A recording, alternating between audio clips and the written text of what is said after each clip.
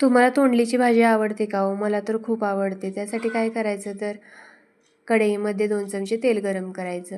त्याच्यामध्ये मोहरी टाकायची, थोडं जिरं टाकायचं, त्याचबरोबर बारीक चिरलेला कांदा टाकायचा आणि थोडासा कढीपत्ता टाकून ते व्यवस्थित असं परतवून घ्यायचं. ते परतवून झालं की त्याच्यामध्ये आपल्याला इथे लांबट चिरलेल्या ह्या तोंडल्या आहेत, ज्या मी चिरून पाण्यामध्ये टाकलेल्या होत्या, त्या आता आपल्याला त्याच्यामध्ये टाकायच्या आहेत.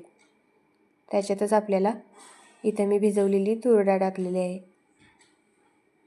त्याचबरोबर पाव चमचा हळद, लाल तिखट, त्याचबरोबर चवीप्रमाणे मीठ टाकून हे व्यवस्थित असं परतवून घ्यायचं आहे. हे परतवून झालं की त्याच्यामध्ये आपल्याला भाजलेल्या शेंगदाण्याचा कूट टाकायचा आणि गरम पाणी थोडंसं टाकून हे व्यवस्थित असं 10 ते 15 मिनटं झाकण लावून शिजवून घ्यायचं आहे. हे बघा 10 ते 15 मिनटानंतर इथं तोंडलीचं पाणी पूर्णपणे आटलेलं आहे आणि असं चमच्याने आपण दाबून बघायचं की ती तोंडली शिजलेली आहे का नाही. जर लगेच कट झाली तर समजायचं की तोंडली शिजलेली आहे.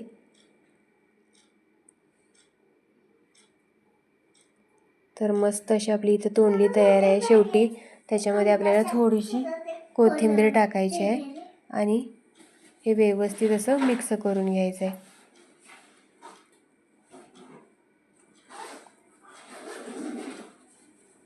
इथं आपली तोंडलीची भाजी तयार आहे. तुम्ही पण या पद्धतीने नक्की ट्राय करून बघा आणि आवडली तर लाईक, शेअर आणि सबस्क्राईब नक्की करा. थँक्यू.